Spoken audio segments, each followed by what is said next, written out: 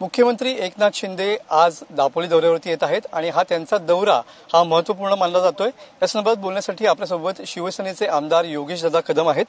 योगेश दादा, मुख्यमंत्र्यांचा दौरा खऱ्या अर्थाने खूप महत्त्वपूर्ण, काय सांगाल? विकासाच्या दृष्टीने आजचा दौरा हा अतिशय महत्त्वाचा आहे। हरणे बंदरचे जे भूमिपूजन होत आहे, हरणे बंदर गेले शेकडो वर्षापासून असं रखडून पडलं होतं विकासाच्या दृष्टीने आणि कोकणामधील नंबर 2चं मोठे हे बंदर आहे। सिंधुदुर्गापासून अगदी श्रीवर्धनपासून रायगडपर्यंत सगळे मच्छीमार या बंदराचा वापर करत असतात, परंतु सुविधांच्या अभावी तिथे व्यावसायिकदृष्ट्या हे बंदर कधी विकसित झालं नाही आणि म्हणून आज एक मोठं विकासाच्या दृष्टीने एक मोठी झेप मच्छीमारांच्या दृष्टीने आज टाकली जाते। याचं नक्कीच मला समाधान आहे। त्याचं भूमिपूजन उद्या आज सन्माननीय शिंदे साहेबांच्या हस्ते होणार आहे। 205 कोटीचा आपण निधी आणलाय। 100 बेडचं दापोली तालुक्याचं उपजिल्हा रुग्णालय आपण नव्याने बांधतोय, 20 कोटी त्याचे आहेत। हॅमच्या अंतर्गत आपण रस्ते मंजूर करून घेतले आहेत, जवळपास 150 कोटी ते आहेत। असे अजून अनेक काही प्रकल्पांची भूमिपूजन आहेत। अशी एकंदरीत जवळपास 400 कोटी कामांची भूमिपूजन हे सन्माननीय शिंदे साहेबांच्या हस्ते होणार आहेत। खरं तर जो त्यांची जाहीर सभा होते, मेळावा होतोय, हा मेळावा युतीच्या दृष्टीने सुद्धा महत्त्वाचा मानला जातोय, कारण का ज्या पद्धतीनं रामदास कदम यांनी आपल्या मनातली खदखद व्यक्त करून दाखवली भाजप संदर्भातली, त्यानंतर शिंदे साहेब पहिल्यांदाच दापोली दौऱ्यावरती येत आहेत। कसं बघताय या विधानाकडे आणि एकंदरीत या महायुतीच्या पुढच्या वाटचालीकडे? नाही बघा, रामदासभाई हे महायुतीचे ज्येष्ठ नेते आहेत, त्यांना त्यांच्या भावना व्यक्त करायचा पूर्णपणे अधिकार आहे आणि ज्येष्ठ नेते त्यांच्यामधला वाद किंवा त्यांच्यामधले जे काही विचार असतील ते एकमेकांसोबत शेअर करून मिटवतील ना, त्यामध्ये माझ्यासारख्या लहान कार्यकर्त्यांनी बोलणं उचित नाही।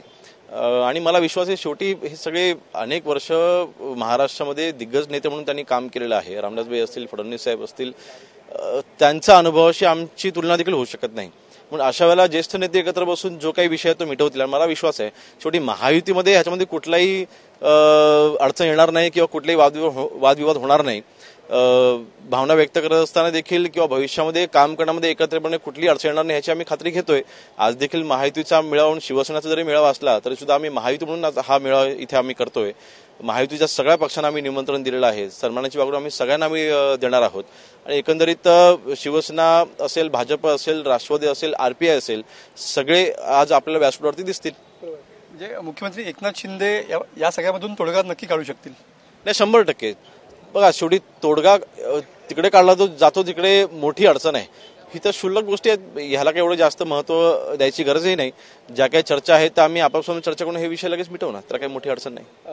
उद्याच या ठिकाणी चिपळूण गुहागरचे आमदार आहेत भास्कर जाधव, उद्धव ठाकरे गटाचे, त्यांनी एक मेळावा आयोजित केलेला आहे, कार्यकर्त्यांशी बोलायचं असं म्हटलेलं आहे। अशी चर्चा रंगलेली आहे की ते शिंदे गटाच्या संपर्कामध्ये आहेत किंवा महायुतीच्या संपर्कामध्ये आहेत? हो, भास्कर जाधव ज्यावेळेला आम्ही गुवाहाटीला होतो त्याच वेळेला बॅग भरून तयार होते।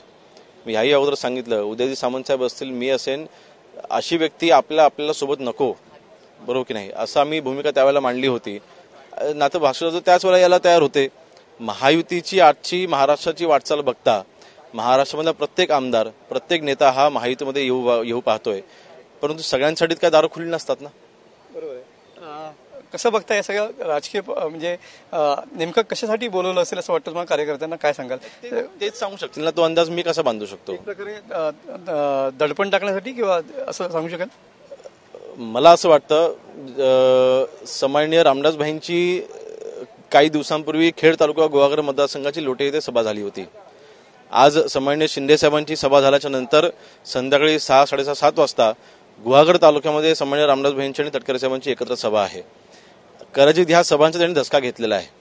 पुढचा येणारा पराभव हा त्यांना दिसतोय आणि म्हणून त्यांनी त्यांच्या कार्यकर्त्यांना एकत्र कसं ठेवता येईल असे ते प्रयत्न करतायत, परंतु त्यांचे हे सगळे प्रयत्न अयशस्वी होतील आणि 100% पुढच्या विधानसभेच्या आणि लोकसभेच्या निवडणुकीमध्ये गुहागर मतदारसंघामध्ये महायुतीलाच तिथे लीड असेल।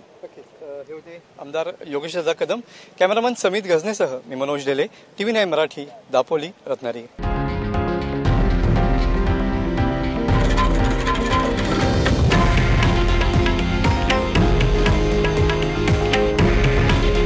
हे आहे देशातील नंबर 1 न्यूज नेटवर्क आणि आपण पाहत आहात TV9 मराठी। काळजी तुमची, हित महाराष्ट्राचं।